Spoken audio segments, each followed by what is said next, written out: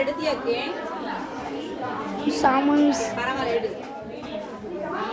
இது வந்து காட்டுக்கு ஏற்ப திரும்ப காற்றாலை மாதிரி இந்த மாடல் வந்து காற்று வந்து வீணாகாம 360 டிகிரி ரொட்டேட் ஆகி இந்த காற்றை வந்து எடுத்துக்கிட்டு அது மூலமாக காற்றாலை ரொட்டேட் ஆகி மின்சாரம் வந்து தயாரிக்கக்கூடிய மாடல். இது எப்படி ஒர்க் ஆகுது இப்போ பார்ப்போம். இது பக்கத்தில் வந்து வீடியோ எடுப்பாங்க.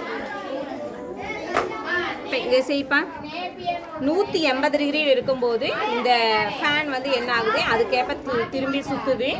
அடுத்தது 360 டிகிரியில்